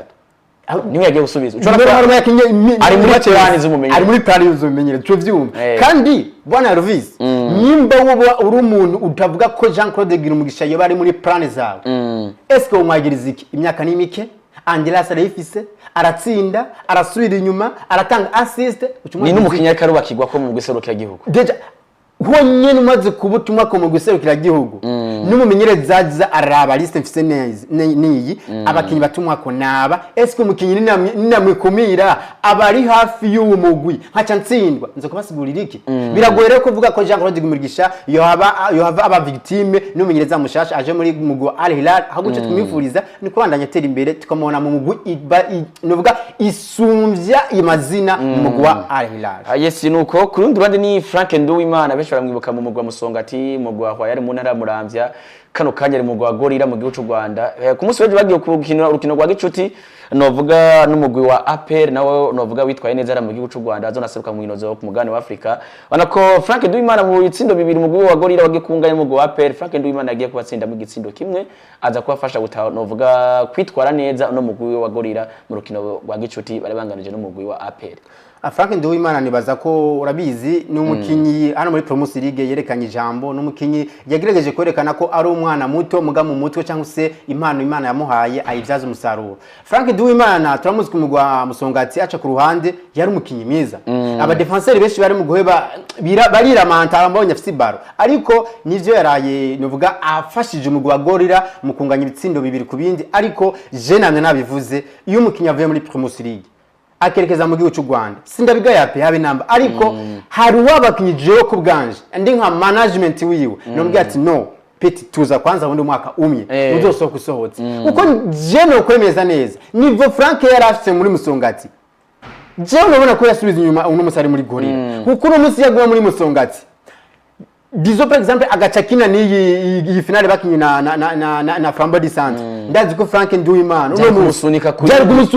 kwindi nivo ugasanga rikara yigo nindi migwi igusumba umugwa muri Gorira ariko mu gihe imigwi yacu tagafranga turaronka kimwe twamye tubivuga ati harakwiye ikiganiro cyangwa se tugasesangura imigwi yacu ronka amafaranga gute abakinyi bigenje neza bakaguma ngaha miyere bitera kuguma ngaha akazosoka sokera hanu kure biracaguranye ko abakinyi bacu tubafatira ngo nibaje mu gihugu cy'u Rwanda mu gihe bobo agafaranga bagasoka kandi bagafise sinuko mu gihugu cy'u Rwanda nuko kuri Frank Nduwimana kundi Rwanda ni Jonathan Ahimana nawe yarayongereje amasezerano yo gukinira umugwa na Mungu ikiringo cy'umwaka umwe nibaza nta kwa Jonathan Uwimana nibaza nta muntu yobideha Jonathan Uwimana ni umuntu twabonye urubuka muri nkino za mu guseruka bw'inama mu rugamba aho yadukuye ni umukinyi ari mu igoro urema ni umukinyi afite experience kwibutse ko ejo bundi yabaye umukinyi yaranze ukwezi muri NBC Premier League hagarikamwo imipira igera kuri 3 mu banyegori beza mu baza penalty ku rukino bahuye n'umugwa wa Azam sho kubakanwa penalty Jonathan twabonye kwa Vitaro akerekeza mu gitandukanye nibaza kumonyereza amasezerano umugardie nkujya kandi uzura Jonathan ai discipline Jonathan si wa mukinyi zo mu kumumva ko bariko baramuvuga utuntu twishi niyo kalite yose rero biratuma ufise iyo kalite kuba umudiscipline ukaba ubishoye mu kibuga biratuma na career ya nari muri babandi babarizwa mu bubare aho ya Jonathan ari kuri discipline uzotembere uzomubona uzonkumutsa agapica ndakwerekana ndagashira nibyo ukunda kwa Jonathan uziko nagiye kuraba bamwe mu bakinyi kuko rimwe mu migi dusanze tuba turi kumwe nayo kenshi cyane arabakinyi dashobora kumara inusu na robo y'ubugari nga mu Burundi ariko ikarato ya bya binyobwa tutavuza gasenyagura oya no bivuza ko mugira no mukinyi rero babirihiye nga kuri Linux rero bazabirihira cyatuno batumirira abifuza kwamamaza kumenyekanisha ibintu byabo kuza hano kuri Linux TV ubona ko dusanzwe dukorera hano vuga hano kuri mu nyubako ndende cyane abasanzwe baje ari Samirizi Isanganiro turarabana mu nyubako ndende kuri Nivigira 3 washobora kuza ukabaza kuri Linux TV hose ruvuga ukaza kwamamaza bimeze neza cyane biciye mu kiganiro Linux Sport. Yes nukoreka tuve ku makoreka ravugwa hano ku butaka bw'u Burundi adusimbiye ku makoreka ravugwa ari ku mugabane buraya na cyane cyane novuga mu igura n'igurishwa ariko torera ku mugwi wa Real Madrid. Equipe ya Madrid kandi kanya tuvugana ntabwo bitwaye neza mu nkino za Mondial de Club twarabonye uburyo bagiye ko basezererwa n'imigwi novuga yagiye itandukanye novuga equipe ya Paris Saint-Germain yagiye kwifatira equipe ya Real Madrid bashira mu isekuro barasekura barafunga babima n'inguvu zo gutoyiba ariko nabati ngo reka dubashishura ngo ni ba mama babo babosha equipe ya Real Madrid kabisa yarakubaguwe ifatwa nabi mu gwa Paris Saint-Germain ariko ni equipe ya Paris Saint-Germain iri mu bihe byiza bitandukanye equipe ya Real Madrid ari mu nyubako uno munsi kwa Real Madrid hari amwe mu mazina ariko aravugwa ko umwanya n'umwanya ashobora gusohoka bivaye n'urugero berekanye ku mbure batashimishije umumenyereza Xabi Alonso n'ivyo ariko arasaba equipe ya Real Madrid. Ubwo kuri Xabi Alonso kuvyo ariko arasaba novuga nako hari amwe mu bakinnyi ariko arasaba nariko arabahabwa. Ivyo navyo twabonye kuri Carlo Ancelotti. Ubwo ibi navyo ntibishobora gutuma twongera kubona ishusho ya Real Madrid n'ubundi umwaka uza ishobora gutahana Blanche. Bo Real de Madrid twabonye cyangwa se twakuze twumva iratandukanye na Real de Madrid tuko turabona no munsi na cyane cyane Real de Madrid twaye tubonye isezo turangije. Real de Madrid dushobora kuyibona mu ishusho nziza cyangwa mbi. Ndabisigura mu ubwo buryo. Ego nivyo Real de Madrid twarabonye ari nziza kuri Carlo Ancelotti ndetse aratwara n'ibikombe. Ariko ni yari Real Madrid uvuga ngo ifise abakinyi beza. Ahubwo yari Ancelotti avec expérience afise ariko aragira Real de Madrid nziza. None munsi Xabi Alonso yaje kwa Real de Madrid bica bituma bakinyi bamwe bataronka umwanya na filosofi ziwe ziratandukanye n'izande n'izamutama Carlo Ancelotti. Wajwenda kurabona munsi uruhara afise Xabi Alonso n'uruhara Carlo Ancelotti yarafise biratandukanye. Hari amakuru namye mwose itakinyamakuru cegereye Real de Madrid Marca bikivuga ko no munsi Florentino Perez asa n'uwahaye ubudahangwarwa bushoboka Xabi Alonso bwo guproposa buri kintu cyose ashatse bitandukanye no kahise kwa Real Madrid muri kahise byari bigoye kuza Jervis barangomwe ndi kwa Real Madrid ngo reka propose ijya mu umukinyi kanaka kaneko no Florentino Perez yari afise abakiye bati naba impôt entre uzobakoresha ariko n'ubu uriko bimeze uno munsi ndio nashatse tugaruke ko kugira ngo abakunzi ba Linux Sport ashobora kuronka umucyo wiriko biraba kwa Real Madrid. Real Madrid inyuma y'abo bakoze saison blanche navuga kandi bakaba bamaramajwe navuga na FC Barcelona. Shaka na Paris Saint-Germain. Na Paris Saint-Germain ariko Paris Saint-Germain ka hafi. Paris Saint-Germain yoyo tugiye kuraba saison bakoze ntiyamaramaje Real Madrid gusa. Twarabonye maramaza Atletico Madrid. Twarabonye maramaza iziza ikuramo za Liverpool ni equipe ikomeye. Imaramaza za Inter de Milan, imaramaza za Bayern. Bivuze ko Real Madrid wabaye mu mugwi mu yindi migwi yamaramajwe na Paris Saint-Germain. Ahubwo burya kwa Real Madrid ikintu cyambere kibatera ishavu gituma n'umugubo ugara cyangwa uri umumenyereza bakana gufunga ni gutsindwa inshuro zitatu nande na FC Barcelona. Vuga muri El Clasico. El Clasico kwa Real Madrid tari capable gutsinda FC Barcelona. Ntabwo kintu na kimwe buje korekana kwa Real Madrid. None muzi Xabi Alonso impamvu ndakugira ko ariho responsibility bamwaye zisumziza Carlo Ancelotti. D'abord bazwa propose numero 2 baramuza Trent Alexander-Arnold kuva kwa Liverpool. Ariko tugende gato tujane gato kuri kino kintu cha Real Madrid. Ikibazo kiri muri equipe ya Real Madrid kwande bwanje nico shaka dusesangure ko cyane ni umuyobozi wa Real Madrid azi kuzina rya Florentino Perez. Nimba ari kintu witwa Carlo Ancelotti yahuye naco nawe no kudahabwa ubwo budahangarwa yabuhawe ku munwa ntiyabuhabwa mu mufuko. Ucumve neza kino kintu kuko uwitwa novuga Carlo Ancelotti hari abakinyi yasavye batamuhaye. Wabivuze neza ati Florentino Perez niwe yizanira abakinyi ndetse nuno muzi ndakwibutse ko Xabi Alonso aje witwa Trent Alexander-Arnold yari mu mipango yo kuza Real Madrid kuko yagiwe mu matwi abuzwa kongereza amasezerano muri Liverpool bamwereka imigambi afite muri Real Madrid. Yaje kubera nde? Yaje kubera witwa Florentino Perez. Meme na Kylian Mbappe yaje kuri Florentino Perez. Uno mukinyi bazanye Carras ni kuri Florentino Perez. Uno Ujisen Dino Ujisen ni kuri Florentino Perez. Nta mukinyi numwe Carlo Ancelotti nako Xabi Alonso arasaba ngo amureze kwa Real Madrid. Yarasavye witwa Florian Wirtz naho bamuhaye. Real Madrid ikibazo gihari ubundi bwo nturagira kuvuga ko Real Madrid ari wa mugwi twamaze kuba dushira muri ya migwi n'umwaka itoshobora gutwara ibintu. Oya kubitwara izo bitwara ahubwo ibibazo nuze yahuye navyo Carlo Ancelotti nivyo na Xabi Alonso ashobora guhura navyo kubona Xabi Alonso abari karasabona n'abari karahaga deje umenye yuko no musamaze ko banicuka kitameze neza ku mugabo Vinicius na Kylian Mbappe ndashaka umushahara urenze wa Kylian Mbappe ni Vinicius nagize Real Madrid yuno myaka 3 kuko ndakwibutse Kylian Mbappe nta kintu na kimwe yahaye equipe ya Real Madrid ni Kylian Mbappe ahubwo aje kurondera muri Real Madrid kugira ngo aronke rimwe yabura ariko Vinicius yarabaye Champions League abahereza La Liga. Ikibazo cha Vinicius cyo kongeza amasezerano cyo coramye nko ibibazo imbuga zitandukanye nabonye ko bashobora kuba baramuconvince kuko Vinicius sinzi kubizi wowe yashaka kuba umukinyi wa mbere kwa Real Madrid ahembwa amahera menshi anubakiwe kuri projet umuntu ahembwa amahera menshi ni Kylian Mbappe miliyoni 31 mu gihe Vinicius ahembwa 200 mugabo ariko baramupropoza base bamwe 25 Vinicius avuga ati wanguha ukaje ugenda kuraba biragoye ko Vinicius Junior uno mwaka bamusha ku gaciro kenshi gusumbya Kylian Mbappe ati mpamvu burya ayo mahera Vinicius yariko arasaba umwaka uheze ijya Ballon d'Or burya Vinicius turavye statistique nubwo tutari mu bantu batwara Ballon d'Or ijya Ballon d'Or Vinicius yarafise ku ruhara rwishi aho kugiye umwaka uheze niyo yari gusaba amahera menshi mwe no munsi Vinicius uko usaba amahera menshi wakoze iki ariko Vinicius na Sezizo nta biharuro bibi yarafise ndiko nobwete ko ziheze niwe yari kubagora bakamwongereza amasezerano turabire kuri sezo ziheze witwa Jude Bellingham sezo yakoze umwaka wahera na sezo yakoze umwaka uheze ni hehe Jude Bellingham yatanze vyiza wari umwaka wa mbere ashitse muri equipe ya Madrid ugiye mwaka niwe yakoze ibintu vyiza reka ndakwereka kiriya gihe bwari busatirizi bw'abagabo batatu Rodrigo Goes Jude Bellingham yakira nk'umufoni numero 9 agaruka kuza gufasha mu kibuga gati ariko we n'uwitwa Vinicius Junior batanze vyiza witwa Carlo Ancelotti arababwira ati ko Toni Kroos agiye gusohoka ndakene undi mukinya kina ku numero 6 cyangwa numero 8 ashobora kuza kugenzura mu kibuga gati nubwo byari bigoye yabasabye witwa Rodri Cascante naho yahawe hako we Florentino Perez yabonye ikibazo kiri mu busatirizi reka nzane Kylian Mbappe ariko Kylian Mbappe ntabwo ari muri plan z'umumenyereza Carlo Ancelotti Kylian Mbappe reka ndagusigirira impamvu bamuzanye ubundi bwogwo imigwi y'Iburaya itandukanye n'angahe wacu aravuga ati jo mukinyi nibwo atompa byiza mu kibuga azoma mu buryo bwa kanoti ranyumva ariko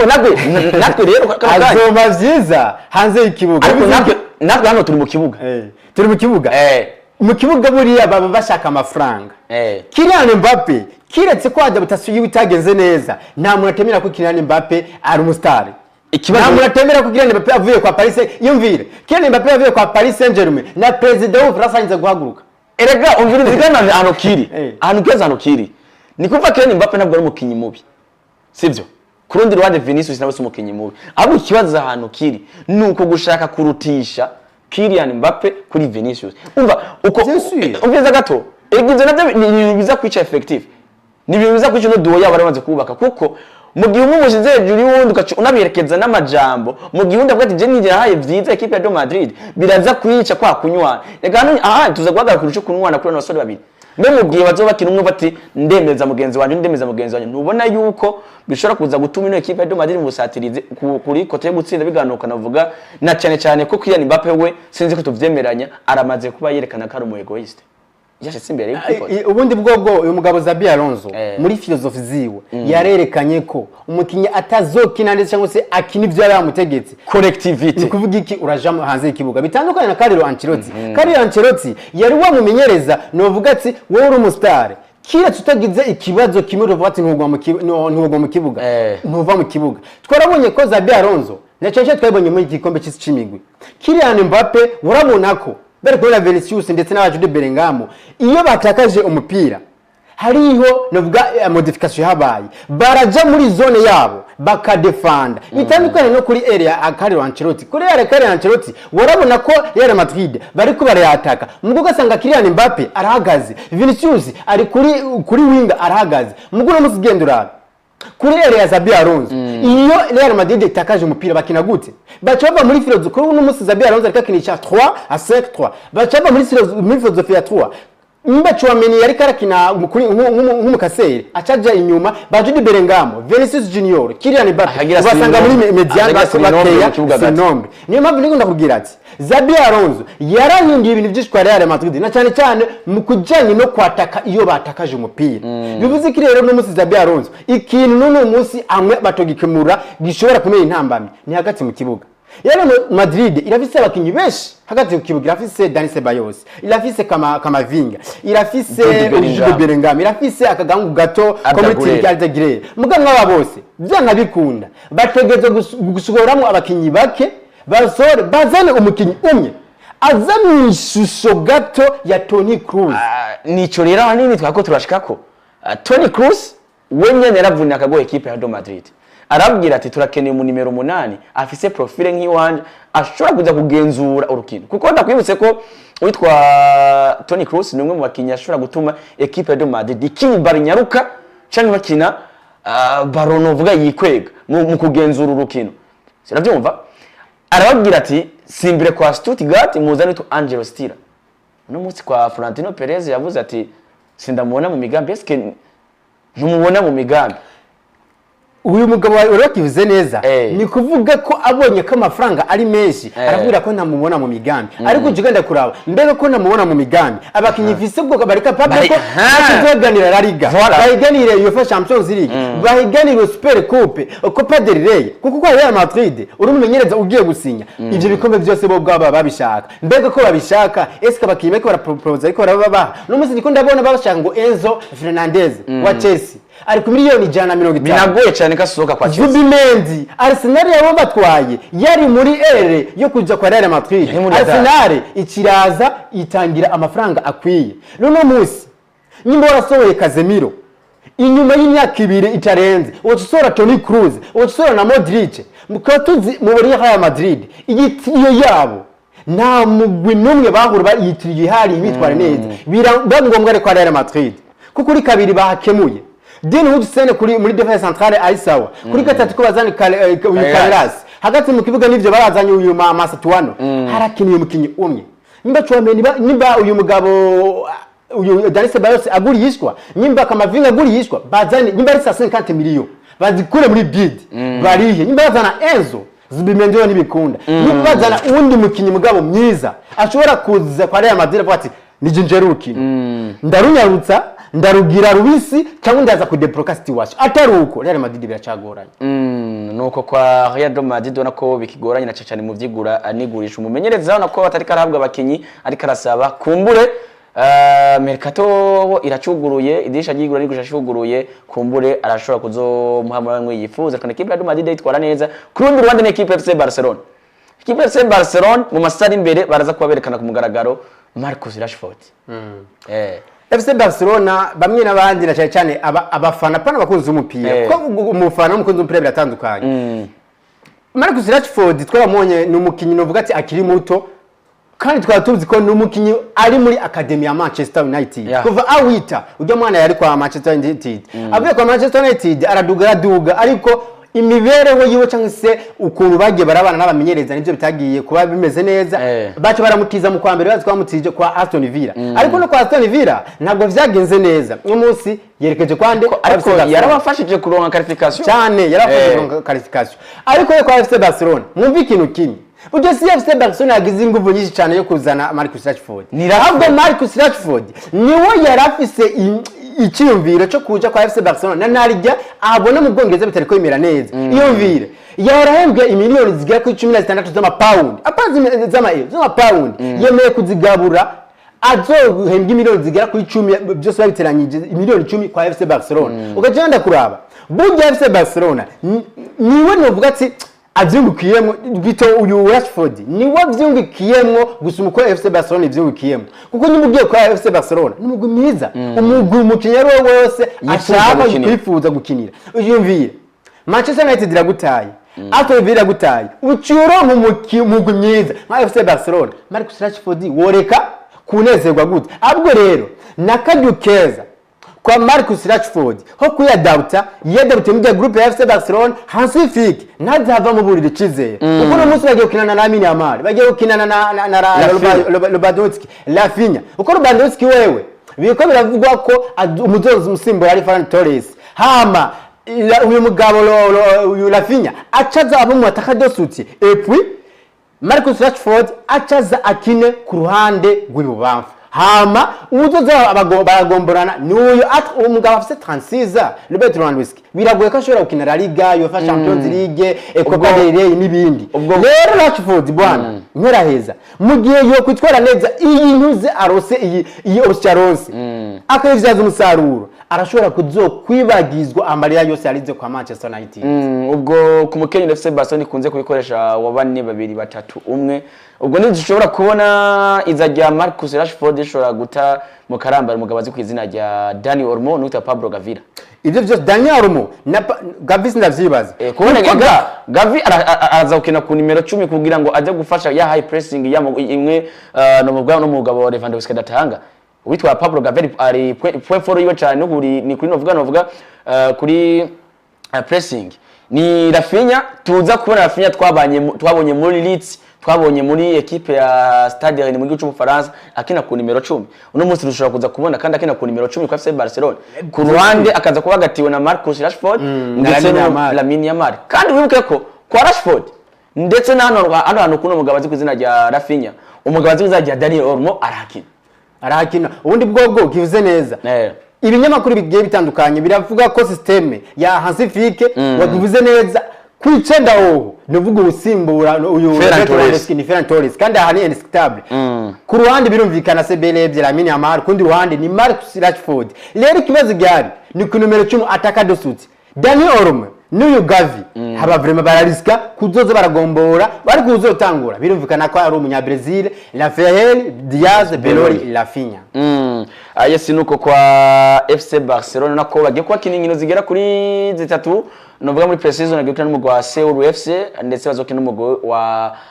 Vissel Kobe ari mu gihugu cy'u Yapani muri Korea agikana n'imigwe muri Korea Zose ni muri Aziya kumugabane Aziya ariko ni muri Vissel Kobe ni mu Yapani. Seoul ni muri Korea y'Epfo. Nizo nkino bagiye kuba bakina uwitwa novuga Marcus Rashford nawe dushobora kumubona muri zino nkino umugwi FC Barcelona uriko utegura zo gukina za pre-season. Ku rundi ruhande ni gura nigurisha ku yindi migwi ubona ko bandanya biyubaka equipe ya Juventus Torino cyangwa la Vieille Dame baze kubasinyisha no musore kwizina rya Francisco Conceição n'umusore w'umunya Portugal twaramunye mu nkino za Ligue des Nations ejo bundi ni umwe mu bakinya kiri muto ariko nakamaze kwasinya amasezerano yo kugeza mu mwaka wa 2030 mu mugwi wa Juventus. Nibaza ko Juventus nayo irakeneye amaraso mashasha. Juventus twabonye ko na cyane mu gikombe cy'imigwi kuko niho dushobora kuza turabati eske umugwi ko ivyo tweretse mu gikombe c'imigwi atari vyiza Champions League gutangira bizogenda gute hajya rero n'ucubona ko aba president b'imigwi umukoci acabata igihengeri ndakibona reka nje kuyisoko rero nibo musi Juventus dotire ivuga ati sero nivyo banyiretse bakinyi banje mu gikombe c'imigwi ndakeneye amaraso mashasha nibo ucubona rero ko umwanya n'umwanya baca baguma aba update yo gusuma abakinyi batandukanye. Equipe ya Manchester United cyangwa Gitemagogwa United ko niyo mazina menshi bagiye kuba yite bivanye nuko igiye gufina ihiganwa bita ngo guma muhira guma mu rugo nayo yamaze kuba yibika ko abasore bagera kuri babiri bagiye kuba binjira mu mugwi w'amacitana tukura ndavuga witwa Bryan Mbeumo yamaze kuba ashika mu mugwi wa Manchester United ndetse n'umusore wa mugwi wa Wolverhampton Wanderers azwi izina rya Mateus Cunha nawe umunya Brazil amaze kuba ashika mu mugwi wa Wolverhampton Wanderers. Tuvuye ko bana basore bagera kuri babiri bafise ikintu kinini bagiye gutanga muri equipe ya Manchester United kuno mumenyeza Robert Amorim. Nibaza ko aba bakinyi basinyishije nyimba ariho nka transfer bakoze nziza ni bano basore ntawo bijyanye babasonye ko nka Mbeumo umuntu akurikirana English Premier League aramuzi cyane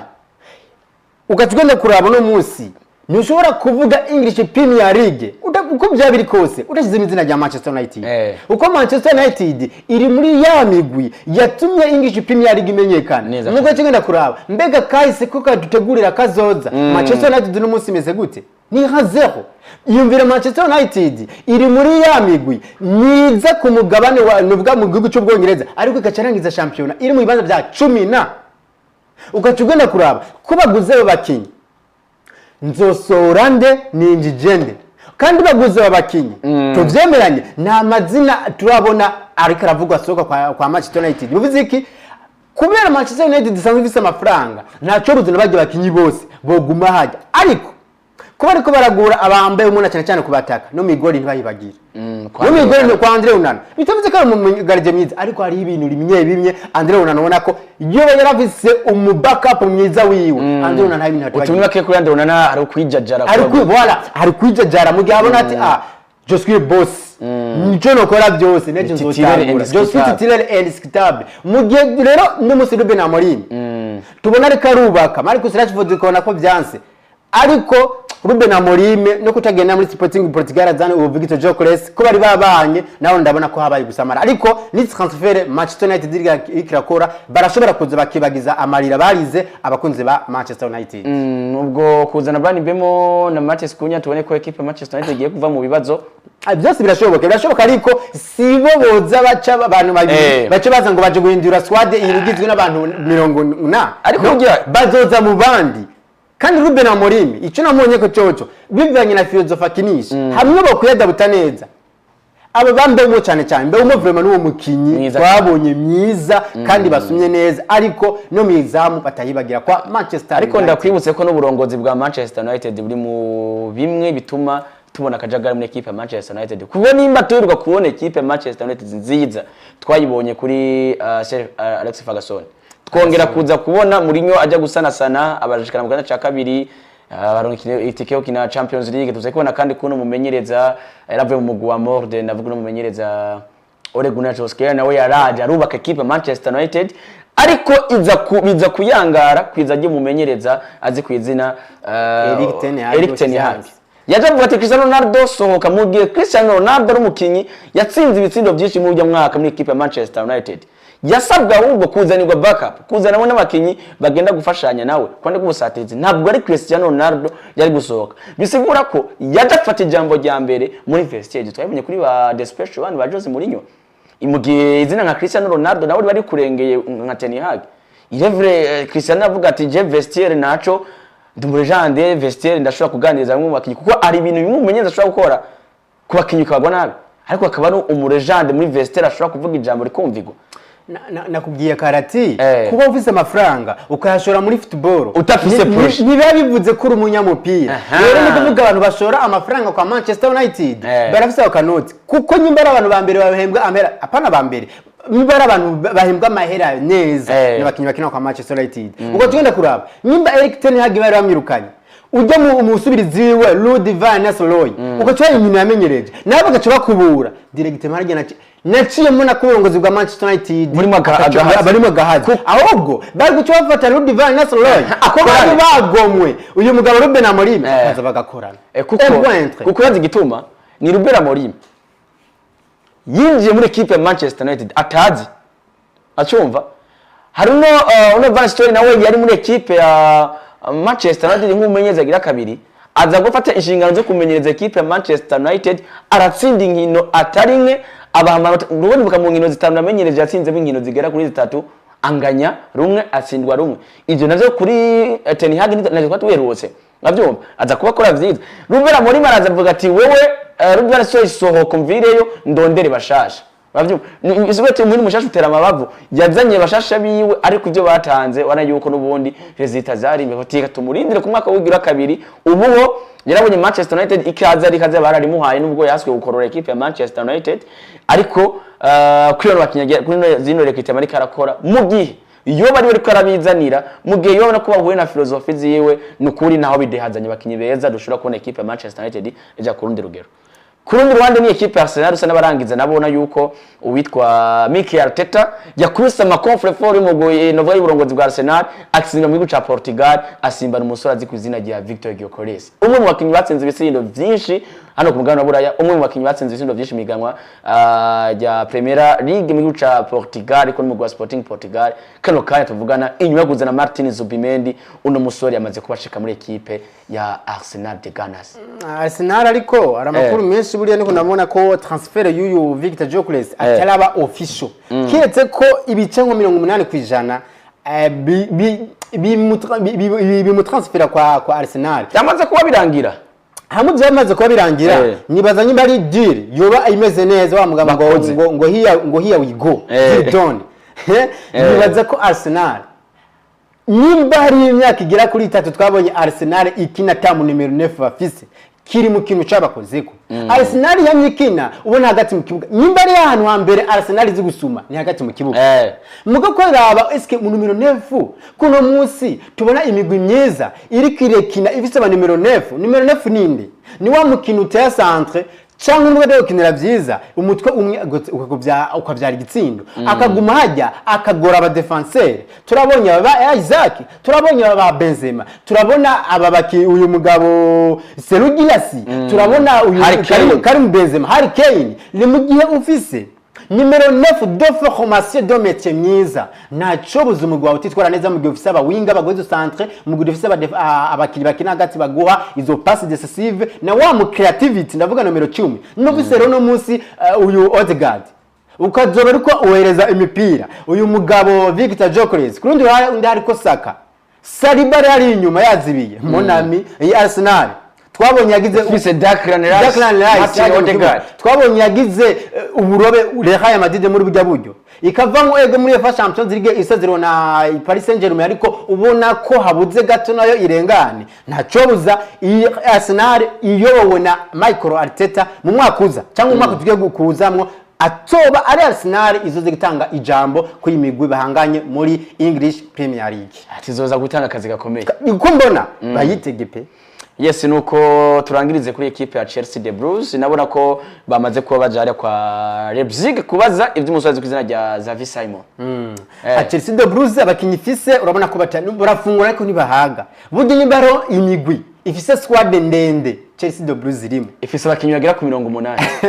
Chelsea the Blues irimo nayo twabonye mu gikombe c'imigwi bakuramwo umwe uvuga ngo ahubwo turagobashije gushiramwo ndi ahubwo batungo sanga ni mesha gusumba umwe bakuyemo rero Chelsea the Blues nkuko nyenda kivuga navuze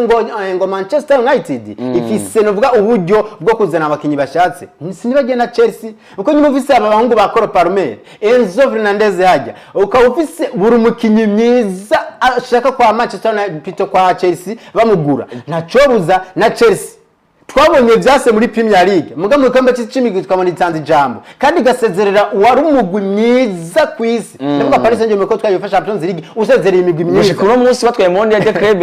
ni umugwi wa mbere kwisi rero no munsi Chelsea biragaragara ko babonye ko muri bavuye gutwara igikombe c'imigwi bashaka go kuza muri Premier League bakora gasha bagitware na narya uno makazokina na UEFA Champions League bacobona ko bwabundi intunganye turi kumwe n'umumenyereza wacu Enzo Maresca ntaco gukunda ndetse na nizi za Man City za Liverpool nivuga ziganje uza kwama zitwara English Premier League natwe toza tukabikora neza. Yes nuko reka ndagushimira cyane ndagushimira ku mwanya twabanye shimira n'abakunzi bose badukurikiranye ndavuga abakunzi ba Linux TV nibaze ko duzokongera ikindi gihe ndagushimira cyane. Yes nuko ka ndabashimire mwe mwese bakunzi b'ibiganiro cyane kuri Linux TV ni gano Linux Sport mwehoza murakurikirana bicano ku rubuga rwacu nuko ndabatumirire kuza madukurikirana muna do following ku mbuga zige zitandukanye kuri page yacu ya Facebook ni Linux TV kuri YouTube ni Linux TV ariko kandi gano Linux Sport mwehoza murakurikirana kuri kwamye nuko kandi bashimira cyane mwese novuga mudahengeshanya kudukurikirana ndabwe ati ndabakunda cyane bye bye ciao ciao.